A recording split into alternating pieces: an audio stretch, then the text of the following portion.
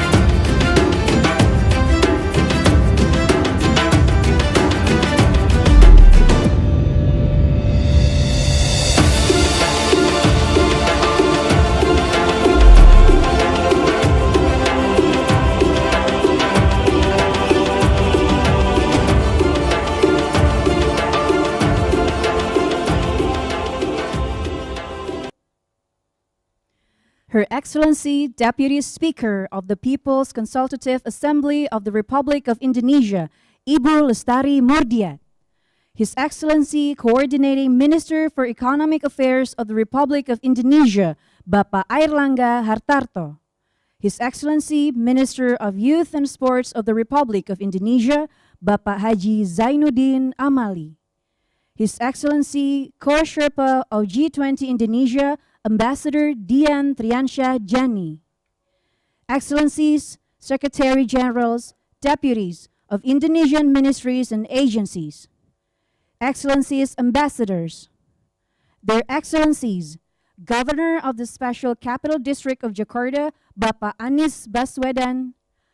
Governor of East Kalimantan, Bapak Isran Nur. Governor of Papua Barat, Bapak Domingos Mandacan. Governor of South Sumatra, Bapak Herman Deru. Governor of West Java, Bapak Ridwan Kamil. Governor of West Nusa Tenggara, Bapak Zulkifli Mansyah. Honorable Chairs of Working Groups and Engagement Groups of the G20 Indonesia Presidency. CEOs and Directors representing the private sector and partners of Indonesia Youth Diplomacy and Y20 Indonesia. Co-chairs of the Y20 Indonesia, distinguished guests, all Y20 delegates, Y20 organizers, and youth tuning in from around the world. Good morning, good afternoon, good evening. Selamat malam. Welcome to the kickoff meeting of the Youth 20 of the G20 Indonesia Presidency 2022.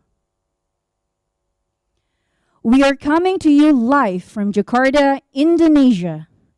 Today's event will take place over two parts.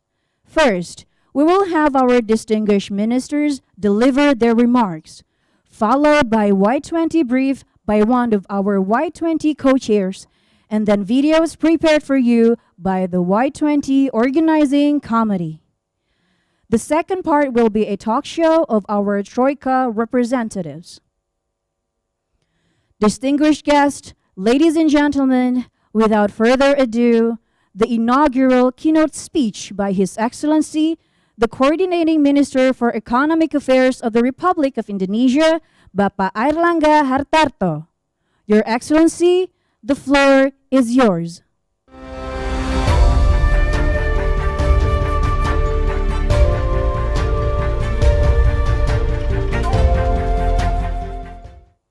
Honorable Pak Zainuddin Amali, Minister for Youth and Sport.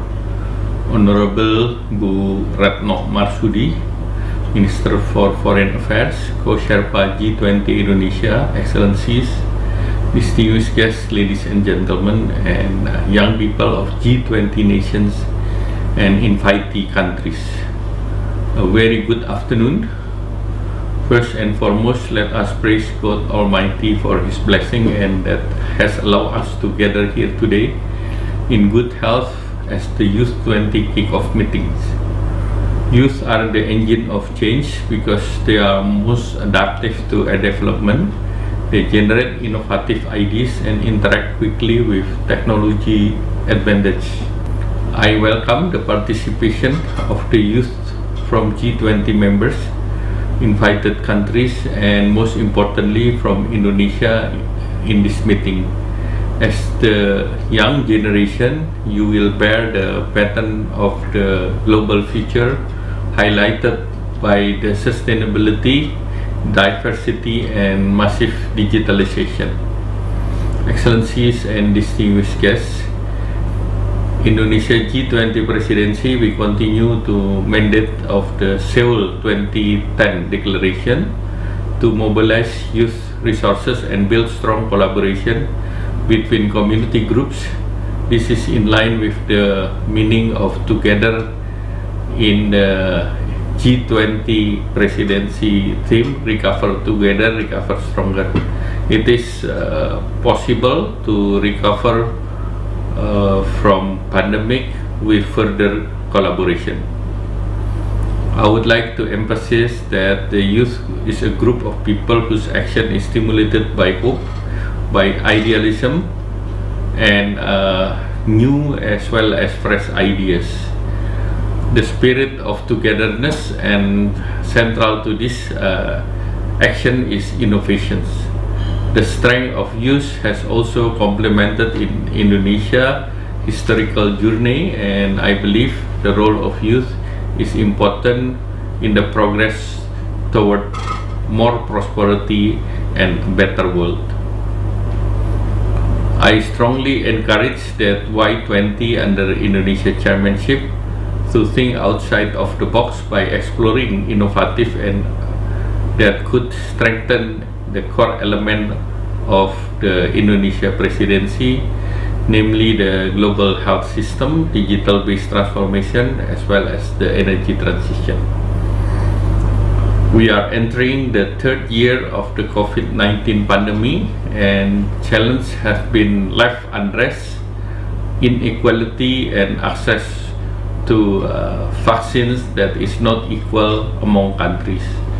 This exacerbates the promotion and balance of global recovery, because countries with low inoculation rate can impact on uneven recovery.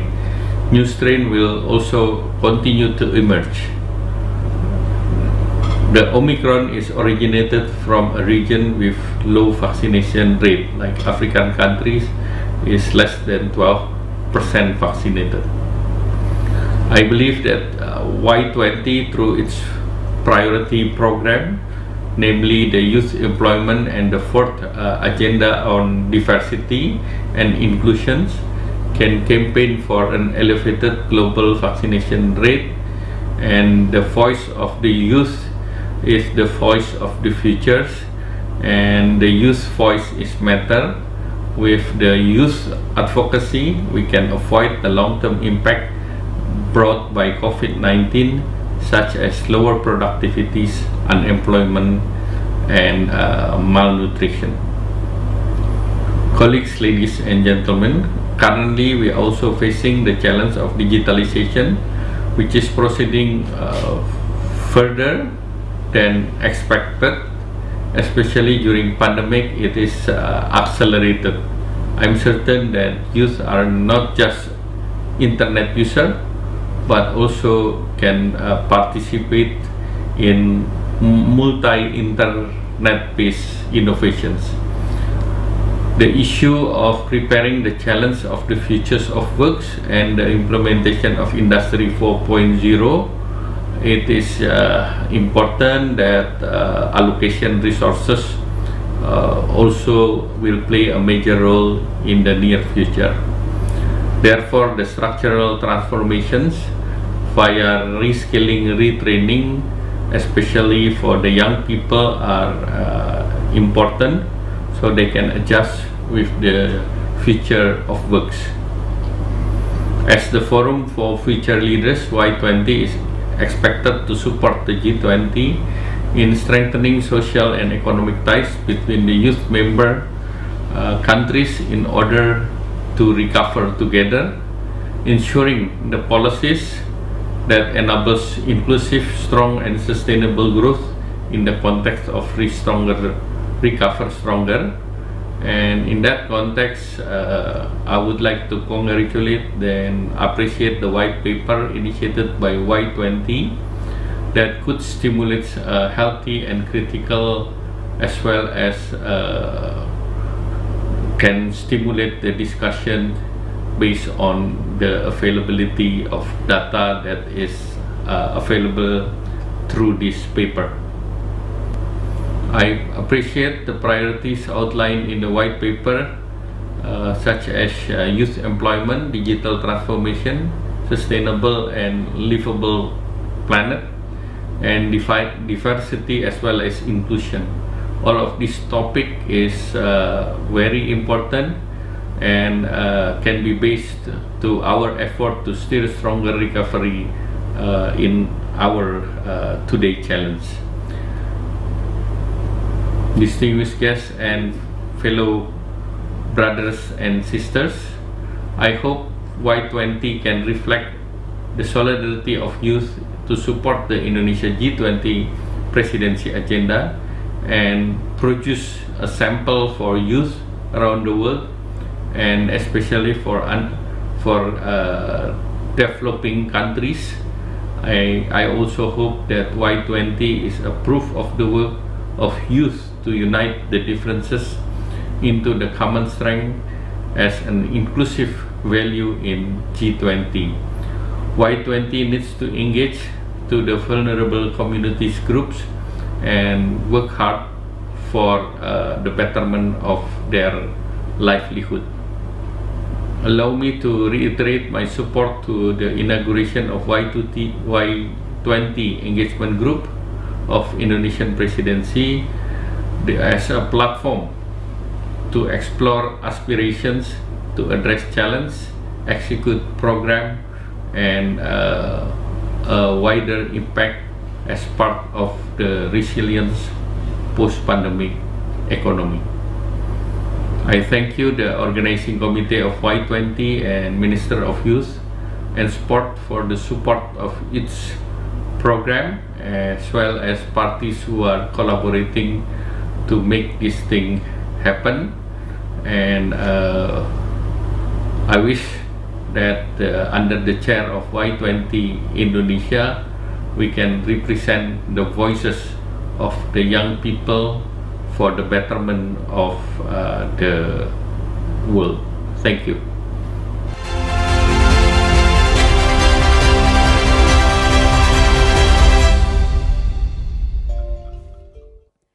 Thank you very much, Your Excellency. Distinguished guests and honorable participants, whether connecting virtually or attending in person, it is with great honor and pleasure for the youth of Indonesia to welcome you to our wonderful country, the chain of emeralds along the equator and paradise on earth. The welcoming address by His Excellency, Minister of Youth and Sports of Republic Indonesia, Bapak Haji Zainuddin Amali. The Ministry of Youth and Sports is the mother ministry of the Y20 Indonesia. Your Excellency, the floor is yours.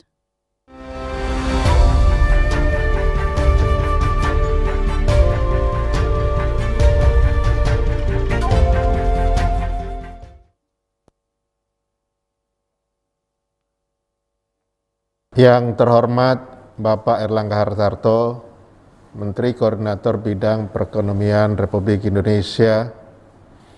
Yang terhormat Bapak Dian Triansah Jani, Koserpa G20 Kementerian Luar Negeri Republik Indonesia, Delegasi Y20 Presidensi G20 Indonesia 2022 yang saya hormati, para pemuda Indonesia, hadirin sekalian, Assalamualaikum warahmatullahi wabarakatuh.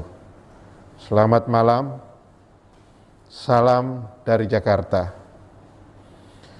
Merupakan suatu kehormatan bagi saya untuk berdiri di sini di depan Anda semua untuk menjadi bagian dari acara ini.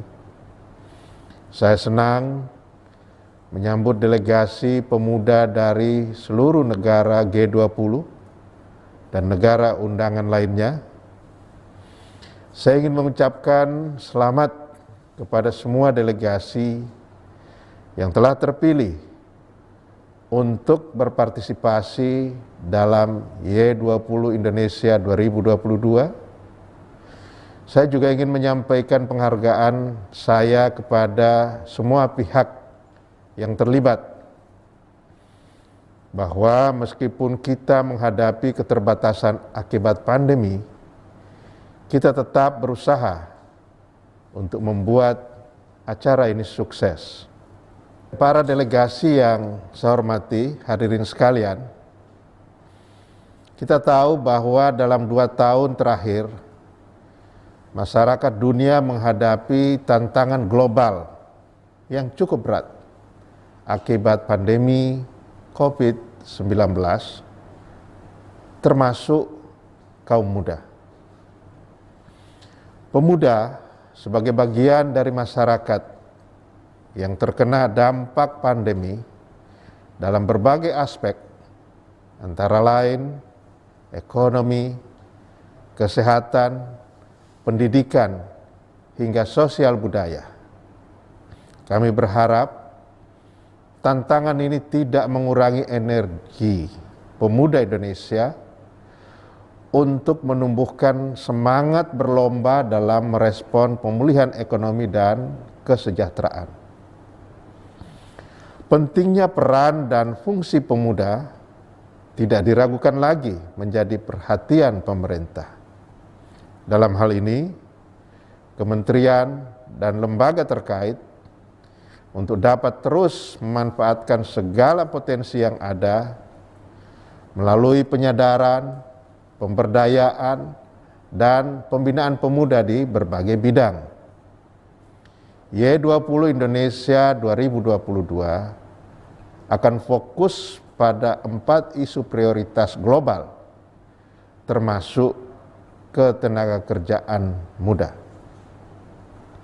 Transformasi digital planet bumi yang berkelanjutan dan layak huni, serta keanekaragaman dan inklusi. Dalam rangka kegiatan nanti, pembahasan keempat isu tersebut diharapkan mampu menggali ide-ide inovatif dan mengakui kontribusi pemuda untuk mengatasi tantangan pembangunan. Saya sendiri akan selalu mendukung semua kegiatan dan inisiatif yang digagas oleh para pemuda. Saya percaya dan saya memiliki keyakinan bahwa para pemimpin masa depan muda kita yang cerah di sini memiliki banyak pemikiran dan ide kreatif yang akan membantu mereka untuk tumbuh berkembang dan bertahan dalam situasi pandemi saat ini. Para delegasi yang saya hormati, hadirin sekalian, 3 isu prioritas yaitu youth employment, digital transformation, sustainable and livable planet Earth merupakan isu warisan dari presidensi-presidensi sebelumnya. Tahun ini, Y20 Indonesia mengangkat isu tambahan diversity and inclusion untuk mempromosikan Bhinneka Tunggal Ika dan gotong royong melalui pendidikan inklusif berdasarkan nilai-nilai Pancasila serta keragaman ekonomi kreatif kepada generasi muda G20 dan dunia. Para pemuda Indonesia sangat vital dalam perjuangan mencapai kemerdekaan kita, mulai dari pembentukan berbagai organisasi kepemudaan yang menandai partisipasi pemuda dalam panggung politik, hingga pencanangan Sumpah Pemuda, di mana kelompok-kelompok pemuda dari kelompok-kelompok primordial, ras, suku, agama, dan keyakinan, budaya, dan daerah di Nusantara berikrar untuk memiliki satu tanah air, satu negara, dan satu bahasa Indonesia. Ikrar ini berkontribusi pada penyatuan Indonesia dalam perjuangan kemerdekaan. Dan hingga saat ini, pemuda Indonesia terus bergerak untuk terlibat aktif dalam pembangunan negara. Para delegasi yang saya hormati hadirin sekalian, ada lebih dari 1,8 miliar anak muda di dunia saat ini. Kami menyaksikan bagaimana anak muda di seluruh dunia mengambil tindakan untuk memecahkan masalah di era pandemi. Hal ini juga membuktikan bahwa pemuda sebagai agen perubahan memiliki solusi untuk setiap situasi yang menantang. Dan kita harus berada di sana untuk mendukung dan mendorong generasi muda kita untuk berkembang dan meningkatkan kapasitas mereka untuk masa depan yang lebih baik. Kita tidak tahu pasti kapan pandemi ini akan berakhir. Namun kita harus optimis bahwa kita akan mampu melewatinya dengan baik dan meraih kehidupan yang lebih baik. Hadirin sekalian, akhirnya izinkan saya menyampaikan harapan terbaik saya kepada semua delegasi, peserta dan perwakilan pemuda di sini. Saya harap Anda memiliki diskusi yang bermanfaat dan menikmati acaranya. Tentu tetap jaga kesehatan Anda. Terima kasih. Assalamualaikum warahmatullahi wabarakatuh.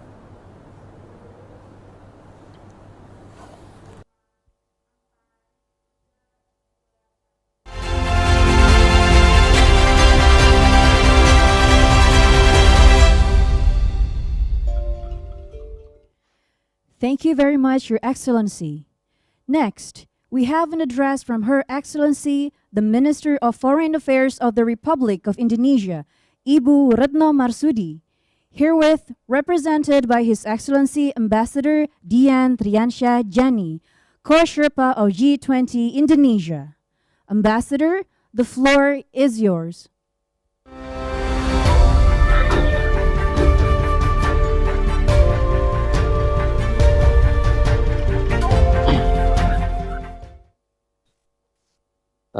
His Excellency Coordinating Minister for Economic Affairs, Bapak Erlangga Hartarto, His Excellency Minister of Youth and Sport, Bapak Zainuddin Amali, His Excellencies members of the Indonesian Parliament, the Honorable Governors of various provinces of Indonesia, and His Excellency Chairs of Y20 Indonesia, along with the Troika from Italy and India, dear colleagues, ladies and gentlemen, youth of G20. Assalamualaikum warahmatullahi wabarakatuh. Greetings from Jakarta and peace be upon us all. I would start by stating that it's an honor and privilege tonight that I'm able to present my few points following the statement of the Coordinating Minister for Economic Affairs as well as the Minister of Youth and Sport on these August gatherings of Y20 delegates participating in tonight's gathering, albeit in virtual mode. I should like to start by stating that youth is an important asset for the world, particularly in this time of global challenges. They are the engine of growth and the nuts and bolts of sustainable development. The potential is vast and enormous. The spirit of creativity and fresh ideas is much needed. Let me underline some data that capture the role and importance of the youth of today.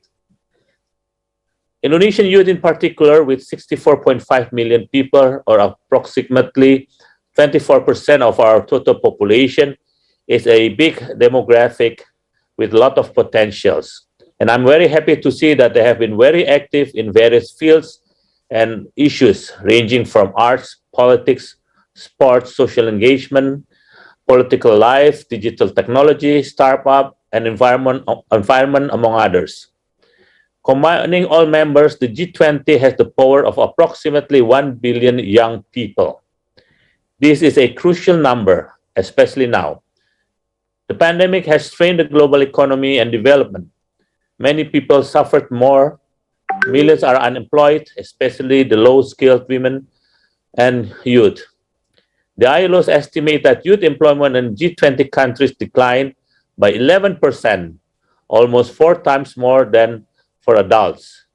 Globally, the total number of the unemployed is projected to decline further, from 186 million in 2019 to around 207 million in 2022. In the field of education, the pandemic has forced closure of many schools, college, training institutions for prolonged periods of time. And in many countries, this also caused learning outcomes and qualities that are further weakened, and interaction that are quite important in the growing stage of each and every individual is limited, and thus also affected networking. All of this will have a long-term impact on the future of mankind. This is why the Y20 is an important element in the discussion and decision-making process to find a comprehensive exit strategy to get out of this crisis. Under Indonesia's presidency, young leaders in Y20 have the opportunities to be at the forefront in shaping challenges, to be catalysts for action, and providing recommendation and concrete action for the G20 leaders to ponder upon. Ladies and gentlemen, young people of G20, with the theme Recover Together, Recover Stronger, Indonesia's presidency is a great avenue to give concrete contribution in the 3 priority sectors.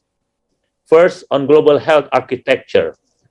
The G20 Indonesia's presidency strives to close the vaccination gap as the key to fully recover from the pandemic.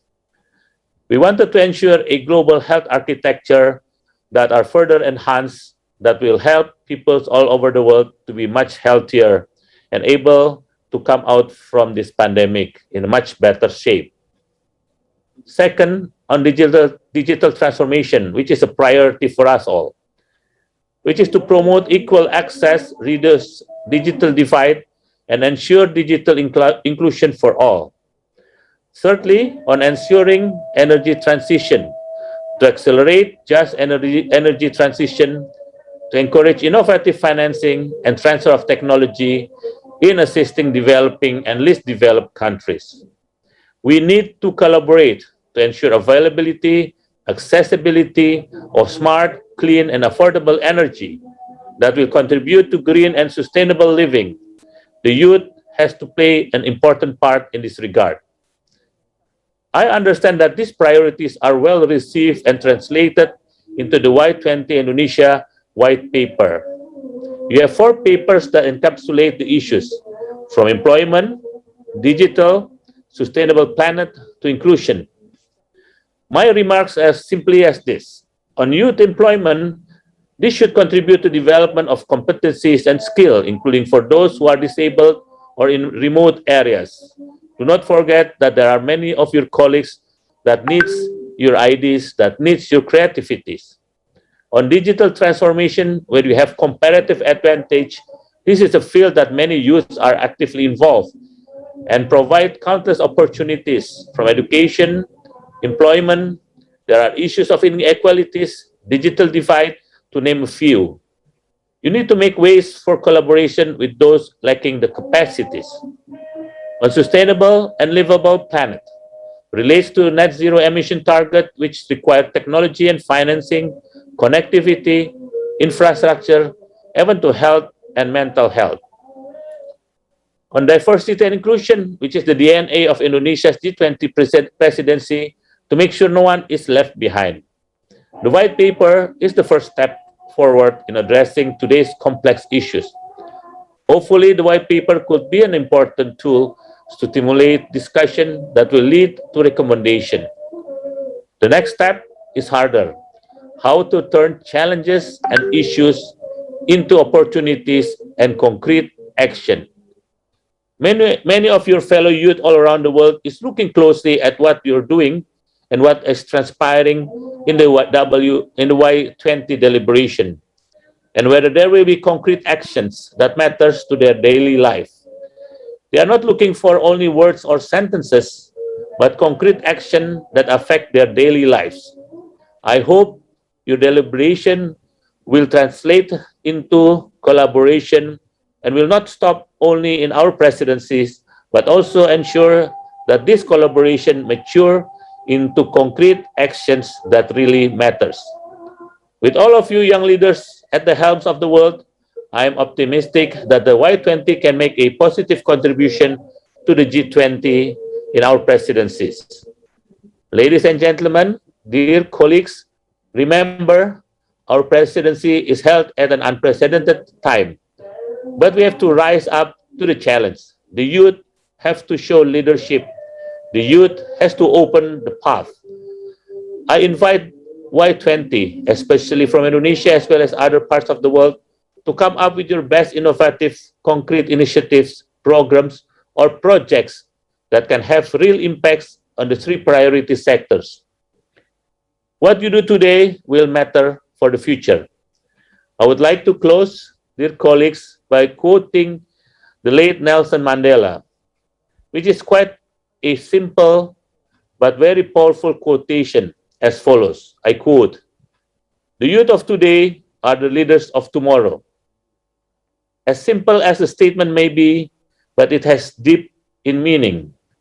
I also believe in that statement of the late Nelson Mandela, and I sincerely hope that the youth of G20 would also be leaders of tomorrow. Much rests on your broad shoulder.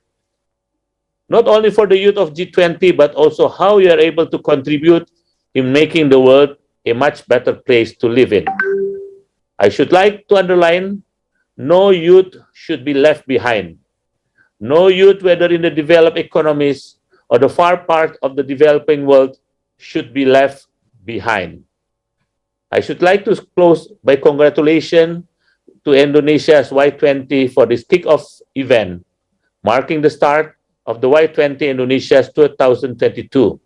And to all Y20 delegates, I wish you all a fruitful event, and hopefully you can visit Indonesia in person in the next meeting. Thank you.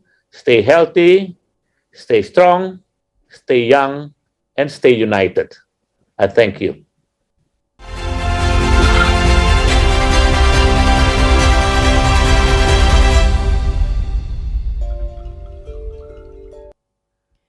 Thank you very much, Your Excellency. Your Excellencies, we would like to transmit our highest appreciation for the honor of your presence and for addressing our distinguished guests and participants. As Your Excellencies mentioned, the youth are a great driver for changes in the world. Together, under the leadership of President Joko Widodo, the Indonesian G20 presidency will bring voices of the youth further, to be heard by all G20 leaders. Ladies and gentlemen, next on our agenda is a presentation that will be delivered by the co-chair of Y20 Indonesia 2022, Rahayu Saraswati Joyo Hadikusumo, on the overview of Y20 Indonesia 2022. She will explain all that awaits this year's Y20. Sarah, the floor is yours.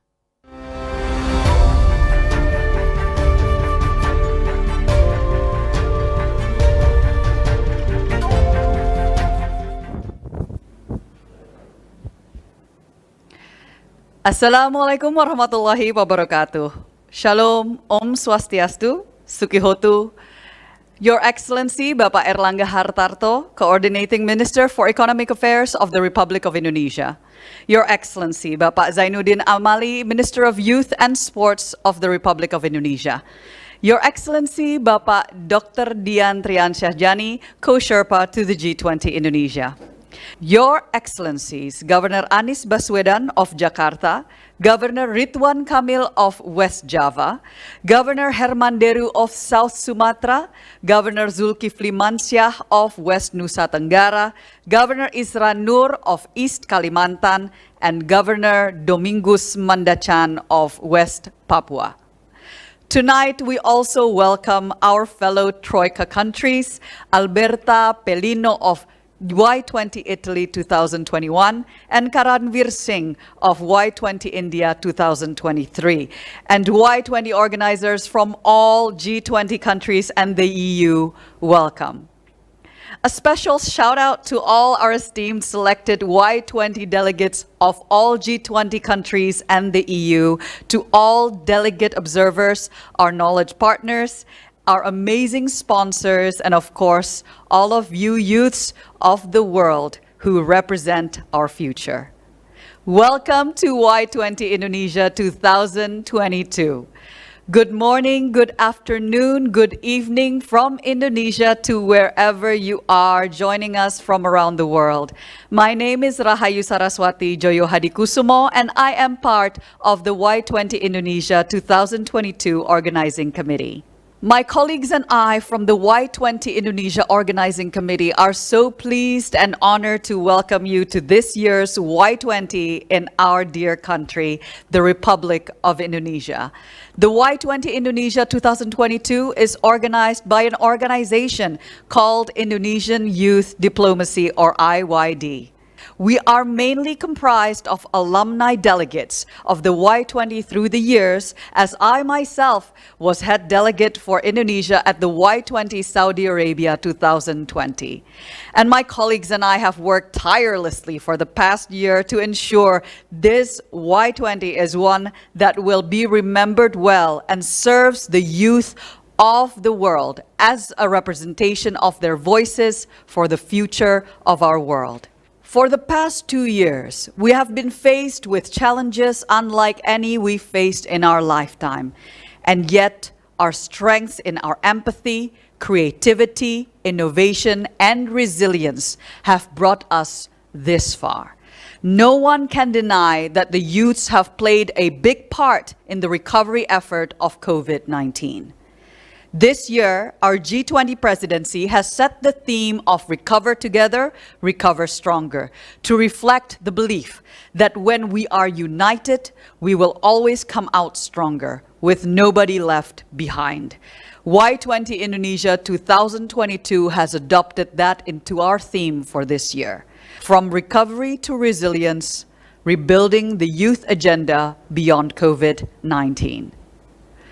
Because we believe that the youth is part of the solution, and therefore we should look ahead and prepare the best that we can for a better future together. To this end, Y20 Indonesia 2022 proposes 4 priority areas to be discussed by our delegates, which will then be drafted into a final communique at the summit and given to the G20 leadership at the closing ceremony. These 4 priority areas are youth employment, digital transformation, sustainable and livable planet, and diversity and inclusion. Our research division, which was led by my fellow delegate of 2020, Tommy Aditya, and aided by CINT, a network for digital survey-based research, has put together an amazing white paper on these priority areas, which you can all access for free through our website. This year, we will take you around Indonesia to show you the wonders, riches, and potential that we have in our country. For some of you, this might be the only chance you've had or have to get to know of and see our wonderful Indonesia. And so for each pre-summit, we will take you to a different part of our country where you will see our diverse cultures and people, especially our youths. For our first pre-summit, we invite you to see the wonders of West Indonesia from the capital city of Palembang in the province of South Sumatra. For our second, we will take you to the home of the Mandalika Moto Grand Prix in central Indonesia from the capital city of Lombok in the province of West Nusa Tenggara. And for our third pre-summit, we will go to Balikpapan in the province of East Kalimantan, close to our rainforest and indigenous wildlife, the famous Borneo orangutans. And last but not least, for our final pre-summit, we shall go on an adventure to the capital city of Manokwari in the province of West Papua, all the way in East Indonesia, where our Indonesian brothers and sisters of Melanesian descent are from.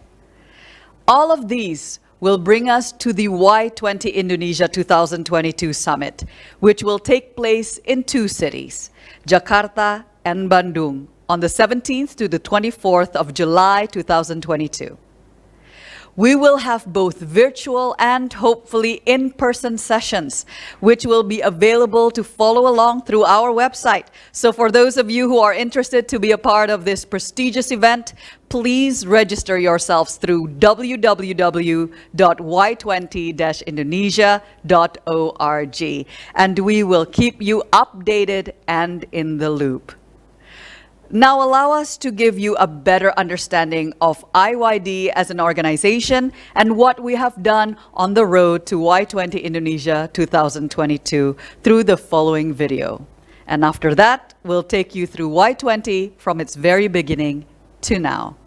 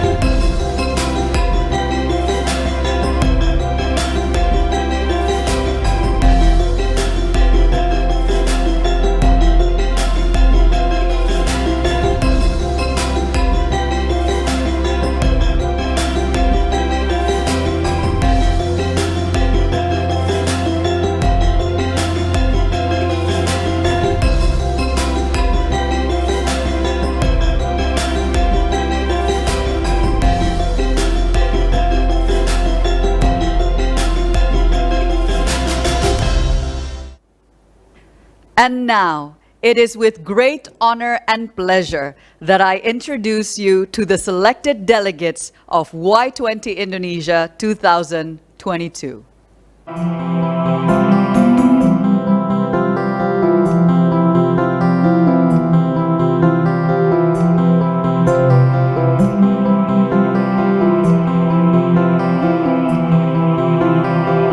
Young leaders across the globe will gather in Indonesia to discuss global challenges, negotiate and agree on policy recommendations they would like to see G20 leaders take forward.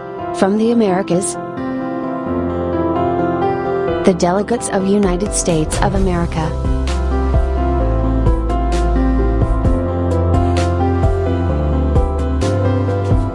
the delegates of Mexico,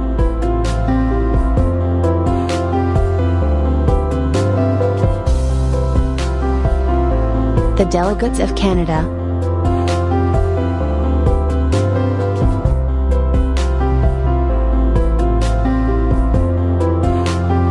The delegates of Brazil.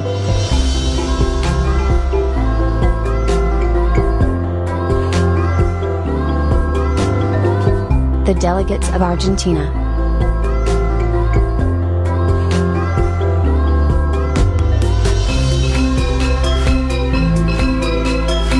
From the Europe. The delegates of United Kingdom.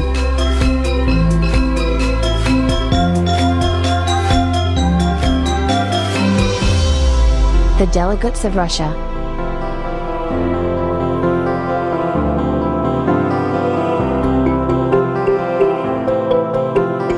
The delegates of France.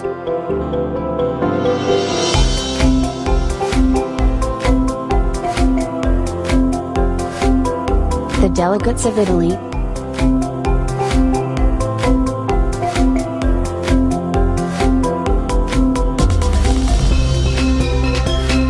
The delegates of Turkey.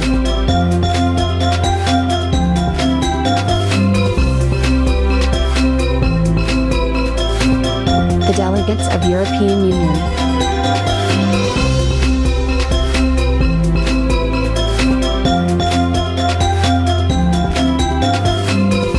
From the Africa. The delegates of South Africa.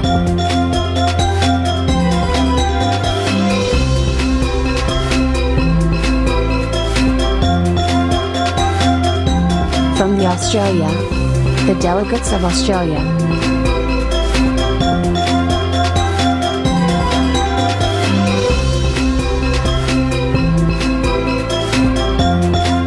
From the Asia. The delegates of Saudi Arabia.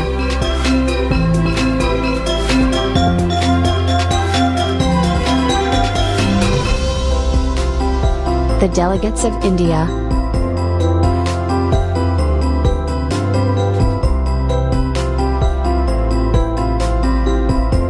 The delegates of China.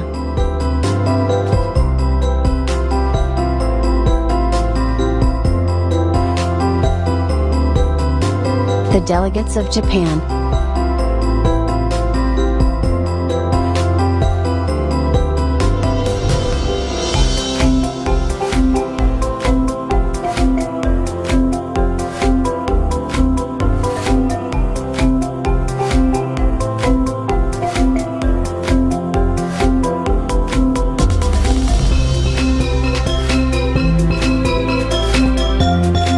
And please welcome the host country delegates, Indonesia.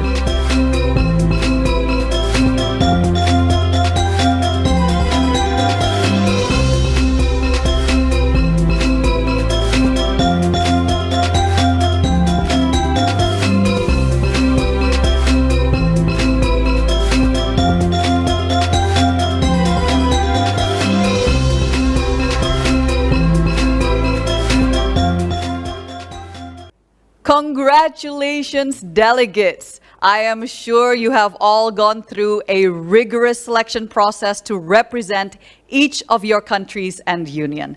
Do not worry, we have prepared a guidebook for you, which will prepare you for the coming months and all that awaits you at the Y20 Indonesia 2022. We wish you all the very best, and may there be a consensus among you so that we may recover stronger, recover together, and show our resilience to rebuild the youth agenda beyond COVID-19. However, before we move on to the next segment, which will be a talk show among our Troika leaders of Y20, moderated by one of our alumni, Angelo, allow me to introduce to you what we hope to be a new legacy for Y20 going forward.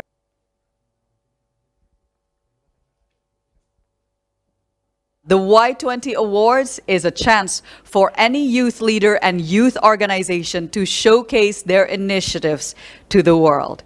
We have an array of experts from our knowledge partners as our panel of judges for every priority area, starting from youth employment, digital transformation, sustainable and livable planet, and diversity and inclusion.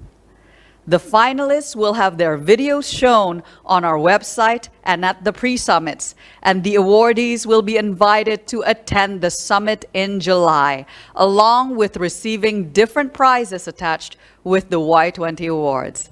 May the best initiatives win. On behalf of the Y20 Organizing Committee, we thank the sponsors who have contributed to the success of Y20 Indonesia 2022. Peluang, Bank Sentral Asia or BCA, GoTo, Tanoto Foundation, and many others. We also thank our knowledge partners who have and will continue to walk alongside us as we move forward. The Y20 organizers from each G20 country and the EU for your collaboration. And last but not least, we thank all of you for joining us today. Enjoy, and we wish our delegates the very best in your discussions and negotiations. Once again, welcome to wonderful Indonesia, home to the Y20 Indonesia 2022.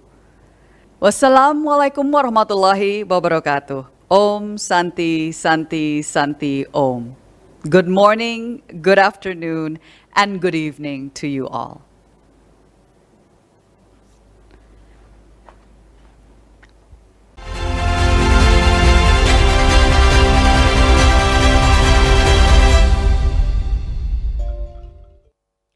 Thank you, Sarah. That concludes the first segment of our program. We hope you will stay with us as we catch up with the Y20 representatives from the Troika countries, Italy, Indonesia, and India. Ladies and gentlemen, to lead us through the talk show with the Troika of Y20, we invite Angelo Wijaya, the head of the Project Management Office of Y20 Indonesia 2022, and the delegate of Indonesia for the Y20 Italy 2021. Angelo, the floor is yours.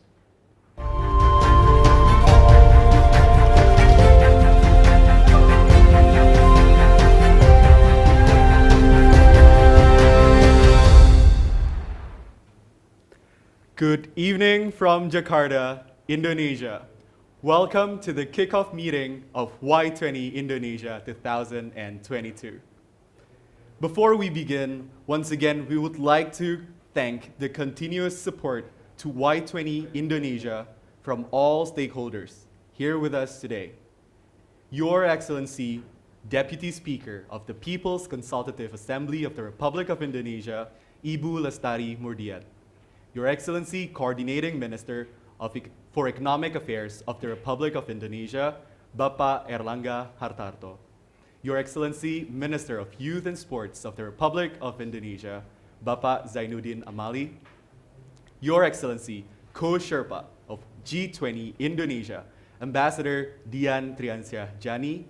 Excellencies, Secretary Generals, Deputies of Indonesian Ministries and Agencies, Excellencies Ambassadors, Excellencies, Governors from all areas in Indonesia, Honorable Chairs of Working Groups and Engagement Groups, CEOs and Directors representing the private sector, and partners of Indonesia Youth Diplomacy and Y20 Indonesia, thank you. The Youth 20 is the official engagement group of G20 where young people gather to have a discussion to come up with solutions to world's most pressing issues. Annually, the Y20 delegates deliver the Y20 communique to G20 leaders, which consist of heads of state and government across G20. The G20 is also known for its Troika coordination, where previous, current, and future presidency coordinate on policies to ensure continuity at the G20. Tonight, we are live from Jakarta, where we will have a discussion with the co-chair of Y20 Indonesia, Michael Victor Sianipar, the chair of Y20 Italy, Alberta Pellino, and Karan Versink from Y20 India. Throughout tonight's discussion, whether connecting virtually or attending in person, you will be able to ask questions to our panelists today via the Zoom chat or the chat box on YouTube. Now, Michael, how are you and how excited are you for tonight? Hi, Angelo. I'm really excited. Friday is coming to Indonesia. We're going to host Youth 20 and also G20. So really looking forward to the events. Very well, Michael. Now, we also have Alberta from Y20 Italy. Alberta, how are you and how excited are you for tonight? Hi, I'm very good. Thank you very much. I'm super excited, and I must admit that it's so great to be back on the U20 stage again after last year experience. Very well, Alberta. Now, we also have the representative of Y20 India, Karanvir Singh. So, Karanvir, how are you and how excited are you for Y20 Indonesia 2022? Yeah, of course, this is one of the remarkable years because next year is 2023 where India is going to host next G20, and of course, this is the time where we can actually share and exchange a lot of insights and learn the experiences from 2022. Exciting. Very awesome. Well. Now, to kick off our discussion tonight, I want to talk about us, about young people. I want to have a sense from our panelists tonight on the state of young people and how their voices have shaped policy making in their respective countries, region, and globally at the G20. Now, Michael, this year is such an exciting year for Indonesia as we host the G20 and Y20 for the first time in our history. As someone who have worked closely with young people, especially in policy making processes, how do you think young people fare? And how have the voices of young people shaped policy-making processes in Indonesia, in the region, and globally? So Angelo, first of all, I would like to say again that I'm very excited to have U20 coming to Indonesia. I think this is a very great opportunity for us to gather and have you, all delegates from all around the world, to come. And we're really looking forward to have you here. So Angelo, we also have the Troika from India, Alberta, and also Karan from India. And this highlights the importance of continuity. Having you here in our kickoff meeting shows that there is continuity in U20 discussions and that there is unity and there's a tradition of togetherness in all our events. So going to your question about the condition of Indonesian youth, I would say that Indonesia has a very young and vibrant youth population. And if you look at the demographic of the country, a larger proportion of youth, a larger proportion of the population are youth or people in productive age compared to people in non-productive age. So there is a lot of optimism, there is a lot of opportunities for the future of this country. But I also want to highlight that there's something interesting. People here, including the leaders, even politicians, would say that we want to hear young people's voice. We want to hear them, we want to know what they think. But if you ask the youth, there's this saying among the youth that, well, what you want to hear from us is our votes, not our voice. And I think this is partly true, because a lot of the leaders have been trying to portray their image as millennial or more relevant and relatable to the young people, but we just don't have give enough space for the young people to actually voice their own opinion themselves. And I think that is the core value and the importance of having events and summit like U20, because in this event, we really want to hear the youth voice. We don't want to just get the votes or some perspective, but we want them to voice their opinion. But again, a lot of opportunity and optimism in Indonesia. We have a lot of young people from various backgrounds who, and if you look at the technology sector in Indonesia as well, a lot of young people are entering the digital transformation market. So I think we can be optimistic, but we just need to give more space, more opportunity, give young people leadership roles and positions. I think that is the best way for us to prepare, like what our minister has said earlier, that we need a bright young future generation. And this generation can only come into being if we give them the opportunity, the chance to actually shine. Thank you. Very well, Michael. Giving young people the space to express themselves and to provide them with opportunities. Now, Alberta, now I want to ask you, how about in Italy? How significant are young people in Italy, especially in relation to policy making at the national and G20 levels?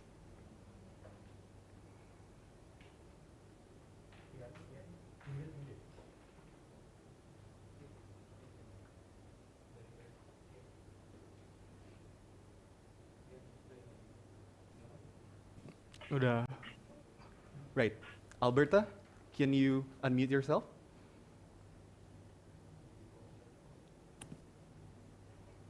Right.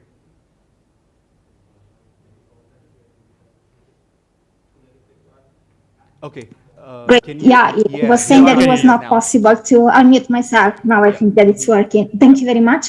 Thank you very much, Angelo. And first of all, thank you very much for the invite and congratulations to the Indonesian youth diplomacy for a great start of this year U20 presidency. And congratulations to all the delegates. I'm sure that it will be an incredible year and an incredible experience. Regarding your question, I believe that the participation and engagement of young people in policy making is a process that has become more and more concrete during the years. When I founded the Young Ambassador Society in Italy 10 years ago, year after year, we work with the goal of empowering young people and connecting them with policymakers. From the very beginning, we started to collaborate with the Italian government and Italian ministries to give opportunities to young people to interact with policymakers. And what we saw is that year after year, we saw more openness from institutions to listen, engage, and take into account young people proposal. This is also exactly what we saw last year during the G20 Italian presidency. On the other hand, I think that it's very important to mention that we also noticed that young people are more and more willing to have an impact, to have a voice both in the national and international debates, and to work to build together a better future for everyone. Current times definitely represent a unique historical moment in which we are all called to contribute to lay the foundations for an inclusive and sustainable future in which no one is left behind. In this context, we believe that young people can and must have an important contribution as protagonists of the future that we're building today. And we believe that young people represent an invaluable resource for governments to accelerate the transition toward a greener, sustainable, inclusive world. They bring fresh ideas, they build startups and projects with social impact, creating innovation always linked to social and environment sustainability. For this reason, I would like to wish all the U20 delegates of this year all the best for your participation. I can assure you that for you this will be an incredible experience, and we count on you to make this world a better place. Right. Thank you, Alberta. So same spirit, same optimism from young people in Italy, just like in Indonesia. Now let's move on to India. Karanveer, same question for you. Tell us more about young people in India and their role in policy-making processes. Thanks for inviting me to especially speak on such a prestigious platform. I would say India, with a population of approximately 1.4 billion people and a huge skilled force, I would say India is one of the youngest country in the world with an average age of 35. So I also always tag India as 3 T's: trade, trust, and talent. So what I see in India is, of course, a huge man force which can do wonders, as we have always seen the kind of Indian diaspora, Indian youth, which is, I would say, present all around the world. You see the mobility agreements happening, the kind of diaspora in the Middle East, in the US, in the Canada. So I see Indian diaspora making a lot of great footprints around the world, and also we have great examples of youth leaders, excellent policy makers involved at a very young age at various levels. Even I would like to congratulate all the 4 delegates who were selected from India: Arpita, Varun Javeri, Niveda, and Falit. All these 4 are highly, I would say, very young and highly exceptional in their own fields. So these kind of involvements and inclusions, when I see from India, I see a huge scope and hope to make another inclusion in the world. Of course, youth is playing a very big role in the policy level. Thank you, Karanveer. Now, let's move on to our next topic. Let's talk about Y20 Indonesia 2022. Well, Michael, talking about Y20 Indonesia this year, can you give us an overview of how it would look like? What would be the activities throughout the year? And most importantly, what will be the final and ultimate outcome? All right, thank you. I think if we want to talk about U20 Indonesia, we need to first understand current issues. if you look at what is happening today, we have the pandemic that is still going on. We also have the security crisis in Europe. There are pressing issues that we cannot just ignore.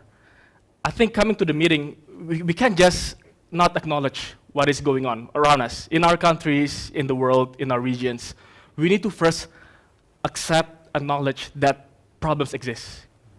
But the challenge for all of us, for the organizers and as well as for the delegates, is not to just acknowledge that these problems exist, but having the understanding and the willingness to come, sit together and talk, negotiate, and come into a consensus.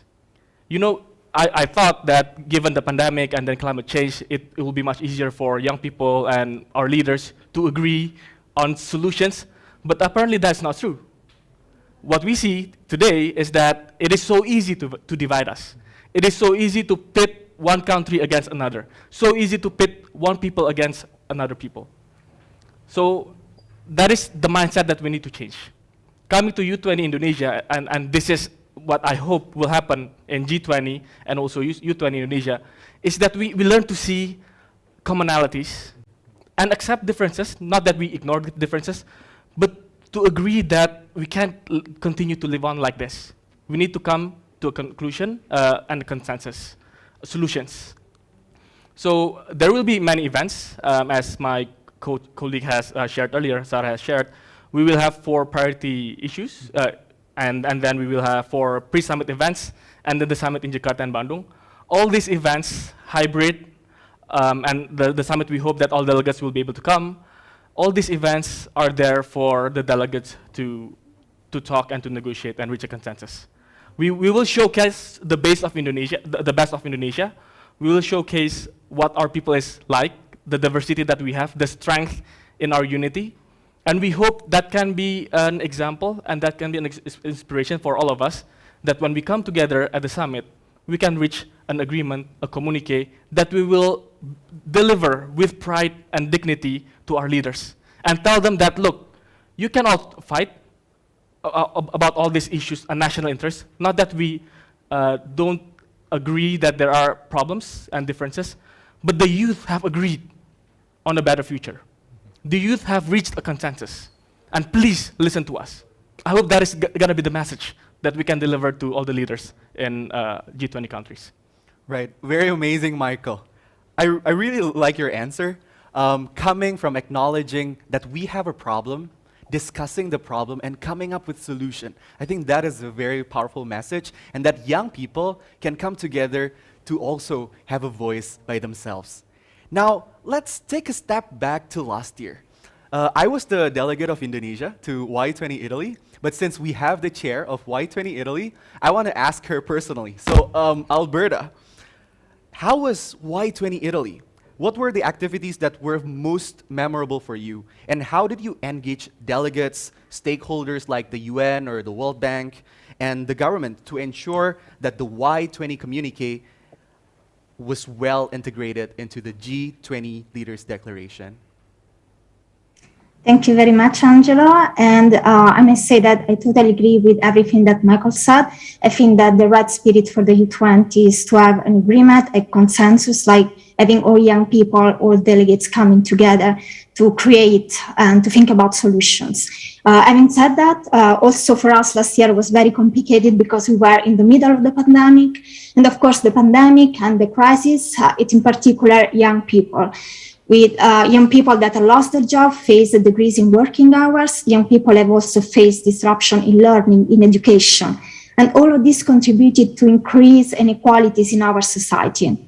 In this scenario, these issues were all top priorities for the U20 of last year agenda. In the specific, the delegates last year addressed the themes of innovation and future work, sustainability and climate change and energy, inclusion and equal opportunities. These topics were in line with the priorities of the G20 Italian presidency and also the result of a consultation conducted the year before by the Young Ambassador Society, in which more than 10,000 young people shared their views. And of course, we are very happy to see that there is continuity also this year during the U20 Indonesia with these topics, so that, as Michael mentioned before, there is continuity and we can keep working on these very important themes. As Angelo mentioned, last year we collaborated with many international organizations like OECD, but also UNICEF, for example, to provide training to delegates and also occasions to meet and have exchange of ideas with experts worldwide.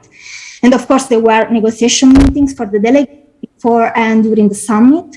And during the last day of the summit, the delegates had the chance to meet with the Italian Sherpa to present their policy proposal to the G20. We are very excited now to follow the work on the Indonesia presidency this year and then the Indian presidency next year. And regarding Angelo's question about the most memorable moment, well, there were a lot, but maybe if I just need to mention one, it was maybe the kickoff meeting, because it was the first time that we were able to see even just virtually all the delegates. And as you know, it's after 1 year of work. I think that it's great just to be able to see all the delegates, because it means that this process is really starting and it's real. Thank you.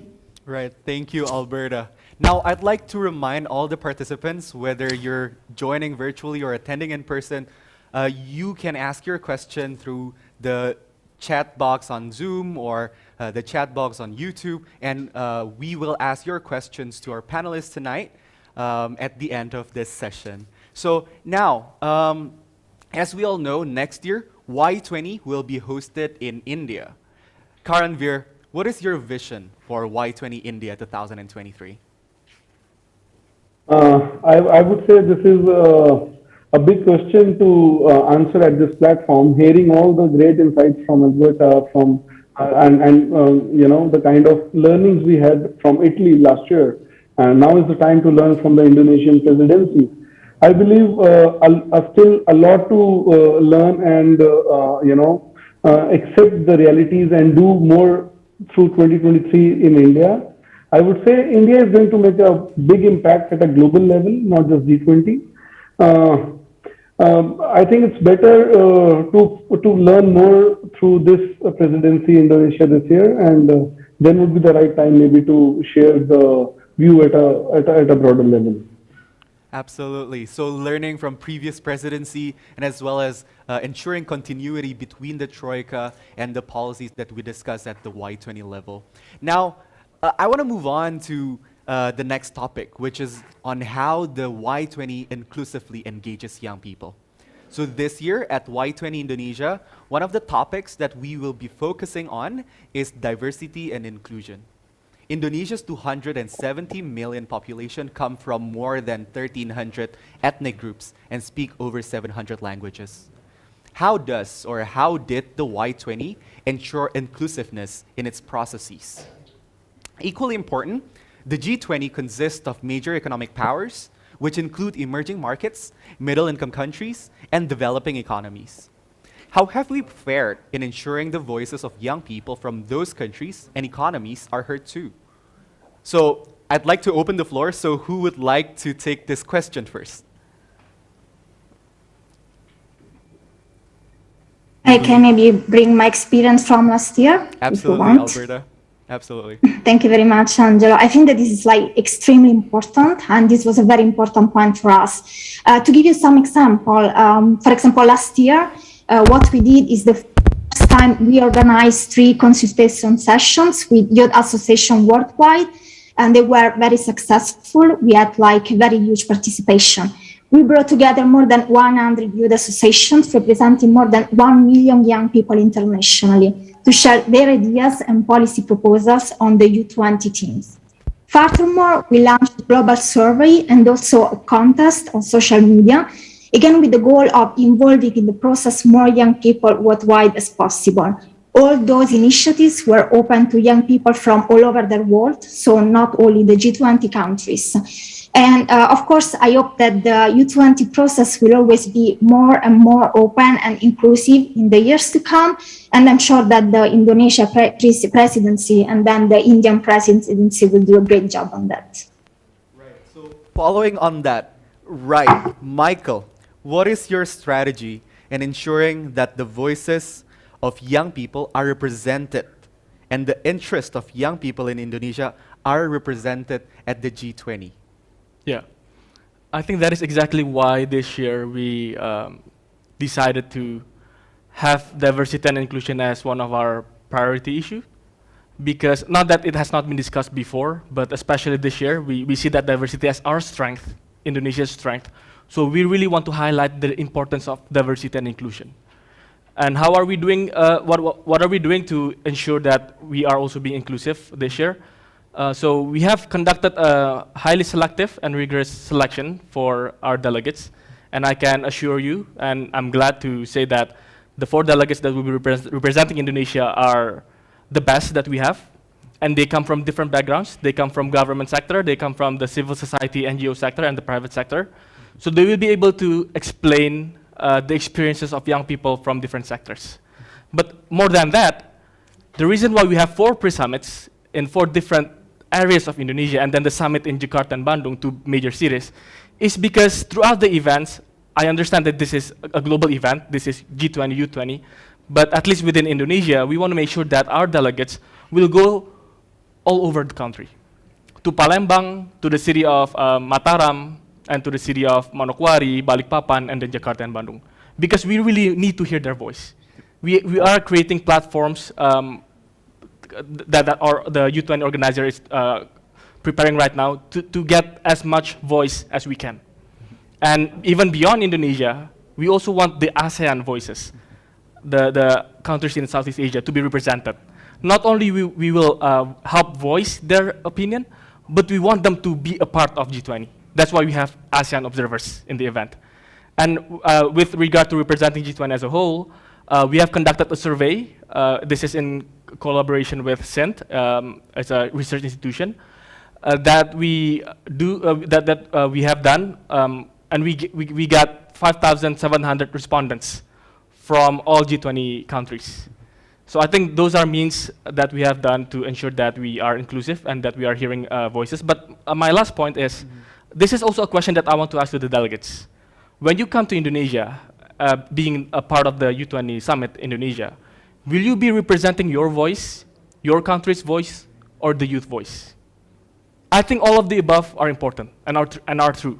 Please represent your voice. I understand, and I would say that every individual is unique. We want to hear your opinion as delegate, but more than that, we also need to hear the perspective of your country. You represent your government, although there's independence in U20, we don't have to represent the government. We are civil society, but it is important to understand the national interests and the youth interests in your country. But beyond your country, please also consider representing what would the youth of the world think. So when you sit at the summit, you will not only be representing yourself and your country, but the voice of the youth. This is the most definitive and important youth event in the world. That is U20. That is going to be happening in Indonesia this year. Right. That is a very powerful message from Michael. I think that is very well, Michael, that young people, the delegates coming to Indonesia, will not only represent their voices, but also the voices of the young people in their country and across the globe. Now, Karanvir, let's move on to you. As the second largest country in the world in terms of population, as well as the next economic powerhouse in the world, India, right? What are your aspirations for Y20 India next year, especially taking into account that India is one of the G20 members that is a developing country? So initially, earlier, Michael has explained how Y20 India engages people not only at the national level, but also at the local, national, regional, and global level. So how about India? What's your plan? See, of course, the kind of strong message which Michael has given of inclusivity. I believe, of course, inclusive agenda is one of the biggest milestones we all need to achieve, especially coming from different kind of countries, different kind of problems. So we have to bring the issues of the developing world, like digital literacy, lack of internet penetration should also be taken into account. There are different kinds of problems every country is facing. So bringing all of these issues on this platform is one of the greatest milestones if it can be achieved. Another thing which I believe the strategy to ensure the voices of young people at G20 at Y20 are heard by the G20 leaders. That is also something that I believe getting common people included in the campaign. I mean, you must have seen in the Glasgow conference last year how common people were getting included. They were into the campaigns and raising the voices wherein I believe all the leaders were aware what is happening. So this is the kind of inclusion we all need at that level wherein we have inclusivity. Right. Thank you very much, Karanvir. Now, I want to ask this last question before we go into the Q&A. Actually, to Michael. Michael, you're the co-chair of Y20 Indonesia, which is the host of this year's event. Now, the question is actually on the after, right? After the delegates negotiated and then they agree on a communique, how would you ensure that the voices of young people encapsulated in these Y20 communique are actually heard by G20 leaders? And how would you ensure that these recommendations are being followed up by G20 leaders and governments across G20? Angel, that is an excellent question. I think as organizer, we are spending a lot of our time and effort and energy to prepare for the event. And there is this danger of forgetting what to do next. I hope we don't treat Y20 as a trophy that we pass on every year. Oh, this is Indonesia's time, our trophy, yay, we make a good event. I hope it is more than just a trophy. I hope it is a voice of change. I hope it is concrete. And that is what we should be aiming for and striving for. And I'm really glad that Alberta is here, and I'm really thankful for what Y20 Italy has done last year, and also all the knowledge that has been passed on to us through our delegates. And I'm also excited that Karanvir is also here. That ensures there's going to be continuity for next year. Because what I see, one weakness, this is my self-criticism of Y20, one weakness of our summit is that every year we have new delegates. Nothing wrong. I mean, new delegates will bring something new, something fresh. But if you look at the communique from year to year, there is this tendency of just repeating what has been discussed last year. Why? Because the delegates are new. So we tend to start over. That doesn't happen in B20, that doesn't happen in many other engagement groups and working groups. I think it is important for organizers, Y20 organizer, Indonesia and Italy, India, and all the countries from G20, to start thinking about continuity. This is not just about organizing an event. It is hard organizing an event. We sacrifice a lot of our time. But let's think about real change and continuity. That's the first important aspect. The second is network. Young people are highly networked. Even in Indonesia, Y20 Indonesia, we have a lot of alumni delegates who are highly networked. Our delegates, our alumni are in the government, private sector, civil society NGOs, and so on, in the academia as well. So we can use avenues to influence not just Y20, but other engagement and working groups, leading to the final summit and the leaders' declaration. So we need to maximize and utilize our network. And lastly, advocacy. Let's not stop at the discussion table. Let's think of the next step. What can we advocate? Through our ministries, through our government, through our local leaders. And that is what the delegates need to prepare to do. That is not just the job of organizers, but that is also what delegates are supposed to do. So we hope to cooperate together to make sure that what we discuss and decide in this year's summit will have an impact. There's going to be something concrete that we can look back and be proud of. Thank you. Absolutely, Michael. Continuity and realistic outcome and real outcome after the Y20 summit itself. Now, we have received a couple of questions from the Zoom chat as well as from YouTube. The first question is actually related to one of our key topics at Y20 Indonesia this year. This one is related to the sustainable and livable planet priority area. So this person asked, actually, what is the solution for youth in overcoming global warming? But let me be more specific here. What can young people do to contribute to reducing CO2 emissions, for example, or climate action that young people can support? So who would like to take this first?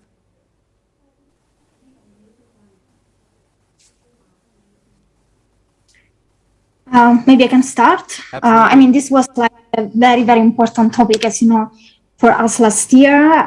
It was a very important topic for the G20 and then also for the COP.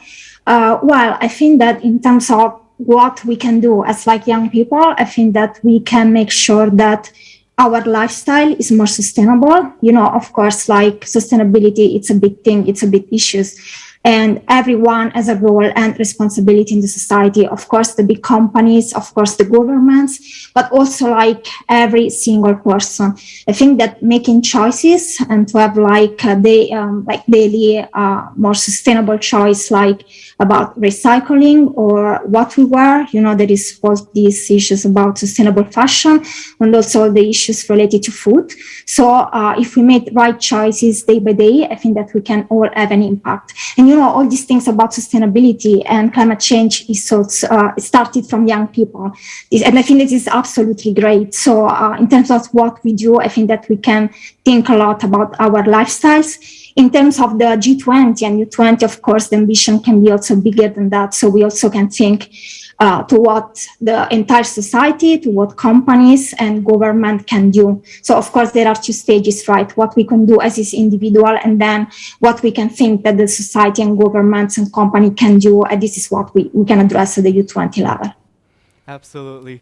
Thank you, Alberta, for your answer. Now, I have been informed that we received a question from one of the delegate. This delegate comes from the United States of America. And actually, I'd like to offer her if she wants to ask the question directly to our panelists. Anna, do you want to ask the question directly? Maybe you can raise your hand so that we can identify you.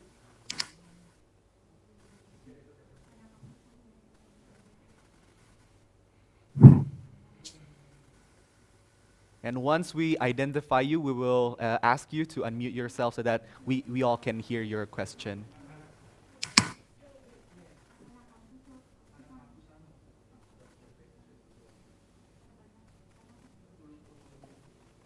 Right, so the question from Anna, okay, yep, Anna is ready. We request you to unmute yourself. Can you click on the button so that you will be able to speak?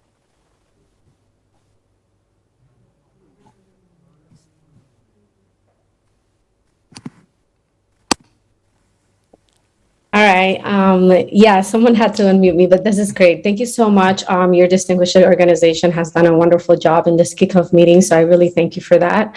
I guess my question was more directed to diversity and inclusion. It was more so, what are the most important values and considerable things that we can bring onto the Y20 when it comes to diversity and inclusion, so that the focus for the G20 leaders kind of shifts towards this important topic that we have, rather than, you know, focusing on the economic aspect. But what are the most important values and what would be considered? Thank you. Right. Thank you, Anna. Maybe I'll direct this question to Karanvir. Yeah, sure. It's a very good question, Anna. I believe, of course, we need to make it clear for the G20 leaders or all leaders as a whole that youth plays a very big role at all the levels. And believing it to the fact that without policy making, including youth agenda, will not help. Because I would say, even in countries like India, I would say the kind of proud moment we feel we are one of the youngest countries, or we have a huge youth man force. I believe somehow or sometimes this becomes a double-edged sword. If you don't understand the youth inclusion and the need of youth, it becomes quite destructive. It can become quite destructive as well. So, of course, this is something which makes it very alarming for the leaders to include and understand the youth at all the levels, to make it sink, because this is one of the critical areas for any country in the world. So, of course, including voices of youth is highly important at the moment. Right. Thank you, Karanvir. We actually also received more questions. I think I saw a question on Bhinneka Tunggal Ika. Can the organizer help? Okay, it's here. Now, the question comes from Zoom. The question is, Indonesia is known for its expression of harmony through the saying Bhinneka Tunggal Ika. This is important for the fourth priority, diversity and inclusion. Can you elaborate more? So I'll let Michael, as the chair of Y20 this year, to elaborate more on what it means, Michael. All right. Yes, I love this question. So Bhinneka Tunggal Ika literally means that even though we are different, we are also one. And I think the US also has that motto, E pluribus unum, many but one. And this is a saying, it's an old saying that we hold on to because we are very diverse. There are 700 languages. I can't remember how many ethnicities, ethnic groups in Indonesia, but at least 700 languages. And a lot of islands, 17,000 islands. So we are very diverse, and historically there are many kingdoms and so on.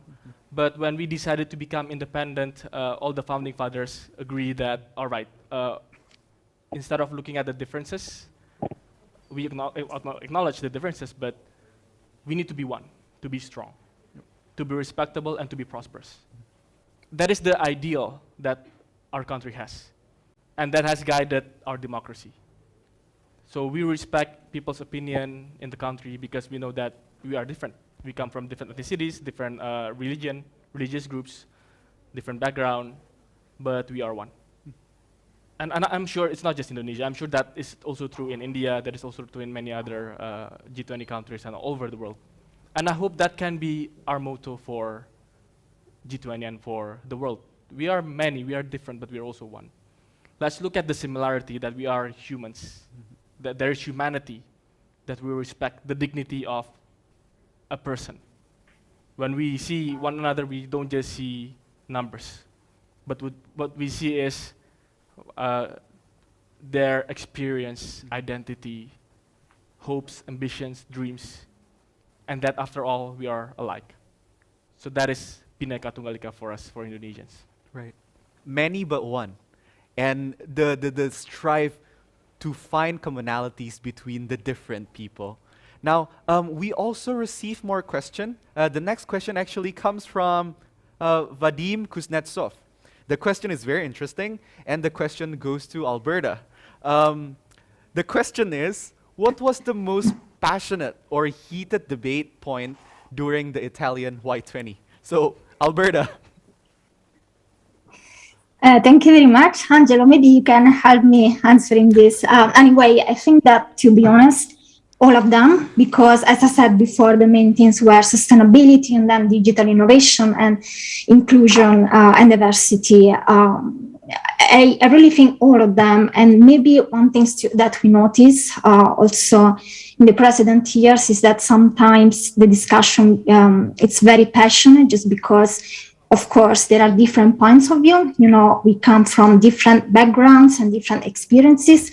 But at the same time, I would like to mention what Michael said. We are like diverse, but we are one. And I think that this is the key, right? Because even when the discussion is very passionate and we have different point of view, the key is really to find compromise and to find common solution. And this is what it's great about U20, I think. I mean, it's not like every day that you can gather in a forum in which you have like young people coming from 20 and more different countries. So we just want to tell to the delegates to use these unique opportunities and richness to explore the diversity among all the delegates and to find common solution. So yes, definitely all the topics, and the challenge is to find common grounds. Thank you. Absolutely, Alberta. And there were a lot of heated debates as well, but it was happening closed doors, behind the scenes. And the delegates this year will also experience the same thing. I hope that you guys can have a very good experience discussing with each other, exchanging ideas as well on how to come up with solutions to our G20 leaders. Now, the next question is on inclusiveness. We received this question through Zoom. And this question on inclusiveness, she says, I'd like to know more about youth with disabilities. How would you make sure that the voices is represented in this event? So Y20 in general, not just the events, the pre-summits or the summit, but the Y20 in general. Now, maybe to make the discussion more structured, I'll go to Alberta first to share the experience in Y20 Italy very briefly, and maybe we can go to Michael on his plans for this year as well. So, Alberta. Thank you. I think that it comes from trying to understand the needs and having a discussion. So as you may remember, of course, we had this kind of discussion last year. And yes, I mean, some things that can be done, for example, I see that today there are the language translation. I think that is like a great improvement for the U20 and also the subtitle. These are just small examples that can really help to move the U20 to be more inclusive. And then, yes, so this is something that we thought about doing also last year, especially with the subtitles. And then we try to have a very open and clear discussion with the delegates, having some issues about accessibility and try to work with them to find solution, like analyzing each case in a separate way. Right. Thank you, Alberta. Now, Michael, what's your plan in making Y20 more inclusive, especially for people with disabilities? So I'm a believer of representation, but not the kind of representation where I get to represent somebody else's voice. That is why this year, Indonesia U20 Organizing Committee is committed to have a person with disability, a refugee also to participate, because let them voice their concerns, aspirations, dreams, and hopes. I think, of course, we all need to try to empathize and see from their perspective and then voice also their concerns. But even better if we can have them express their opinion directly. So that is what is going to happen in Indonesia this year. And I'm sure there will be challenges to the structure of the discussion because we want to give opportunities and chances to people who have not been represented well. And I hope that the delegates from all G20 countries will understand. And let's see this as an opportunity for us to improve and also to really represent all voices, youth voices, ourselves and also people who are often underrepresented. Yep, very powerful message, Michael. So let them represent themselves and channel their voices, and especially tactically speaking as well, the Y20 Indonesia this year, we accommodate people with disabilities through closed captions, through translators as well, so that we try to engage everyone inclusively as much as possible. So next question is actually coming closer to home. The next question we will have a question from Marcel Satria, which is one of the Indonesian delegate to Y20 Indonesia 2022. Marcel, why don't you raise your hand and then let the organizer unmute yourself and you can ask the question. Sure. Hi, everyone. Can everyone hear me? Yes, we can hear you. Great. Thank you so much for the warm welcome, and thank you for the organizing committee and to the excellent, the respected and excellent guests who have spoken earlier today. My question really goes to the three co-chairs who are now sitting at the panel. You know, we've spoken a lot, and we want to build on some of the questions that have been asked. We've spoken a lot about inclusive representation. So I wanted to ask you, what is your best advice to all of us as delegates as we embark on this journey in the next few months, as we try to engage more with the youth within our countries, across the world? How can we best synthesize all of these views, and how can we best come up with a consensus communique that we can deliver to our leaders? What were some of your experiences, and what is your advice on that? Thank you. Right. Thank you, Marcel, for your excellent question. So the way I would structure this, I would give the floor to Alberta first to share her experience from last year. Then we can ask for insight from Karanvir, and we can go to Michael. I think that works. Alberta. Thank you, Angela, and thank you for the question. I really love this question. It's amazing. I think that my answer is trying to put yourself in someone else's shoes.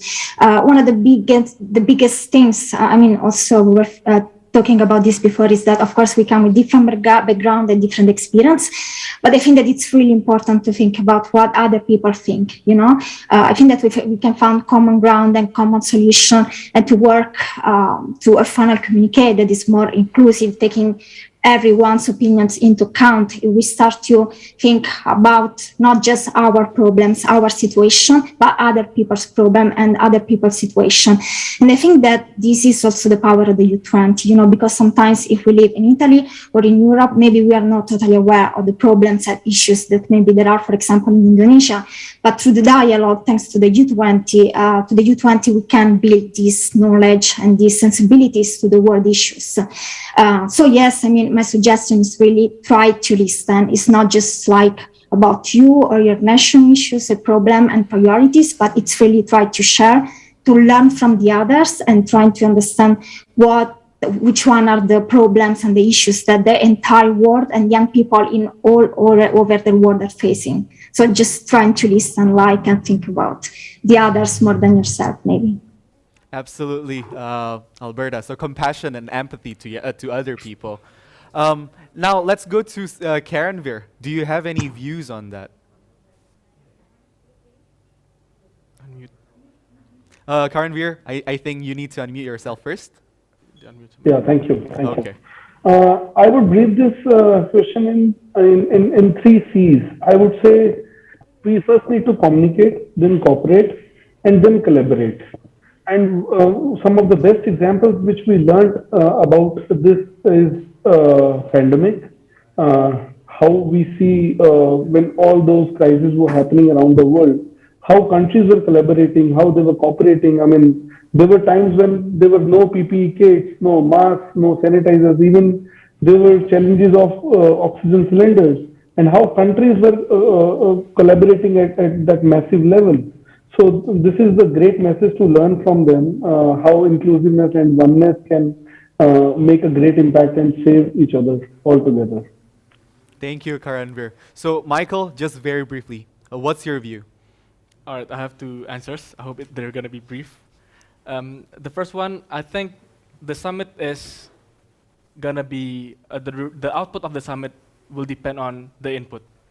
So if all the delegates do your homework, really try to understand your country's youth perspective, then we'll have an amazing, a great, awesome discussion. But if we spend the next 4 months leading to July, 4 or 5 months leading to July, not doing much, then I won't be surprised if we just sit there and then just treat it as another discussion event. Mm-hmm. So I really hope that all delegates will really spend time and effort to engage communities, engage youth groups in your country, and if you can engage countries, your neighboring countries, because not all countries will be represented in G20. So that's the first. And the second, coming from my experience, so when I was in Japan, 2019, I realized that most of the delegates are metropolitan. They're foreign educated, fluent in English, and their ideas, including mine, represent the ideas of the elite. But I was lucky because leading to 2019, I spent a year living and working in a more rural part of Indonesia, West Nusa Tenggara. So I played the devil advocate in the meeting. I would keep on voicing the perspective of the least developed areas. Not that I understand the issues well, but at least I spent a year in West Nusa Tenggara.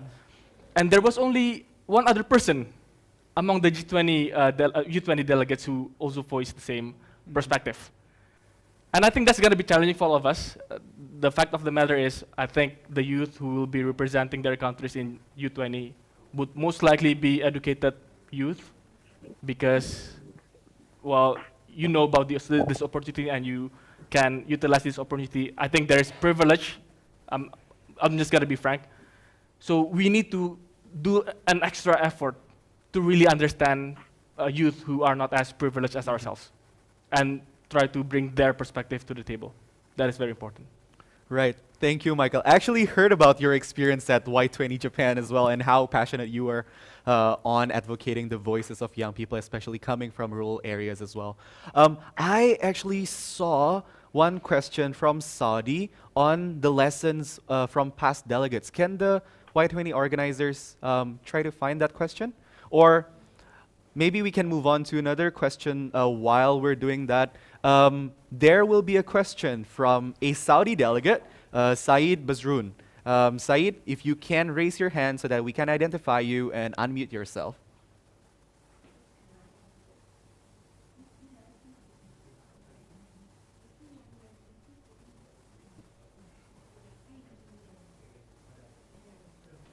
Okay. Oh, so the question is written. Oh, okay, no. Oh, he's here. Okay, Said, please unmute yourself and ask your question. Hi, thank you very much. It's a pleasure being part of this community. It's amazing to see all the young delegates here in one place from all around the world. So my question basically, I can see a link between inclusiveness and diversity with the other three main priority areas. Is there a plan to have an interconnection between the areas, especially inclusiveness, to be a key topic, influencing the solutions and discussions conducted in the Y20? My question is to Michael, like, do you have a plan forward for this Y20? Thank you. Right. Michael, do you have plans forward for this Y20? For this Y20? Regarding? Yeah, regarding inclusiveness and interconnection between the areas as well. I think the way we structure, and I hope this will become clearer as we proceed further. This is the kickoff meeting. Thank you for attending. But we will have 4 pre-summit events and then the summit. And we tailor all the events so much so that you can experience diversity.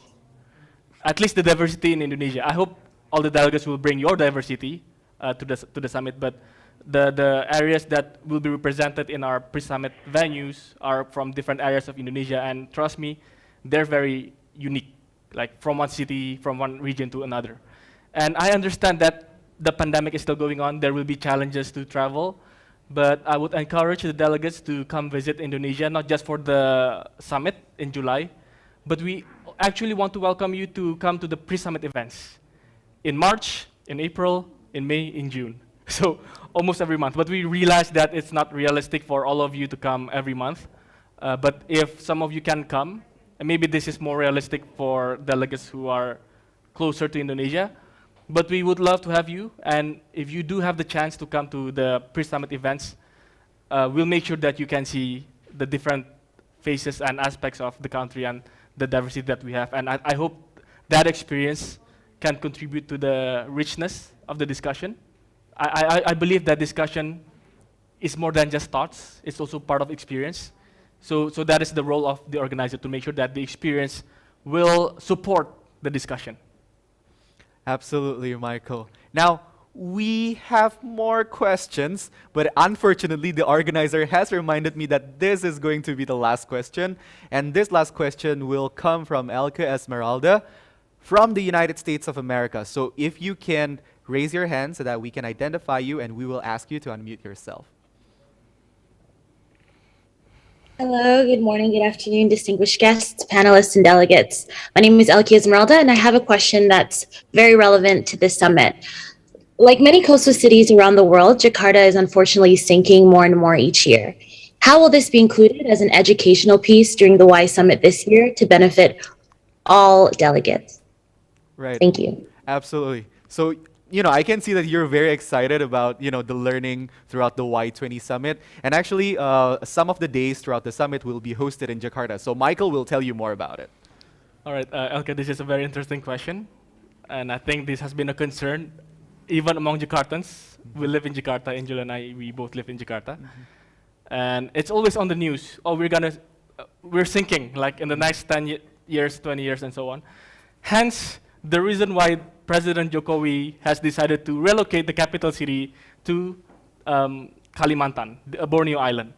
And one of the pre-summit event, the third one, I believe, Livable and Sustainable Planet, will be hosted in Balikpapan, which is the city in East Kalimantan. And across the river, I think it's across the river from Balikpapan, will be the location of the new capital city. I think that the reality hits. Of course, there are many other factors and reasons why we relocate the capital city. It's more to the center of the country, and then economic reasons and political reasons and so on. But the new capital city of Indonesia will be a sustainable city. That is what the president has said. So the discussion there will be very relevant to your question. And also for the summit, you will also come to Jakarta, and you will see the city, how packed it is. But I'm an optimistic person. I think we can still save the city. We are actually building coastal defense, more like the Dutch, so that we can prevent seawater from coming to the city. But that is gonna cost us a huge amount of money. But I think it is doable, and Jakarta still needs to be safe. Absolutely. Well, delegates, the summit itself will be hosted in Jakarta and Bandung, but the pre-summits will be hosted in 4 different cities, as Sarah mentioned earlier. So Palembang, Balikpapan, Manokwari, and Lombok as well. So if you come to all of our events, then you will experience the current capital city of Indonesia as well as the future capital city of Indonesia. So we would very much welcome you if you come to Indonesia and enjoy the diversity of our country as well. So, well, it has been a very engaging 1 hour with the 3 of you, Alberta, Karanvir as well, and Michael. I believe that our discussion today is a very good start to kick off the Y20 Indonesia 2022 processes that will take place every month in the next few months. It has been an honor for me as the head of project management office and the co-head of research of Y20 Indonesia 2022 to moderate our discussion this evening. See you in our next event, the first pre-summit of Y20 Indonesia 2022 on the 19th and 20th of March this year in Palembang, South Sumatra, Indonesia.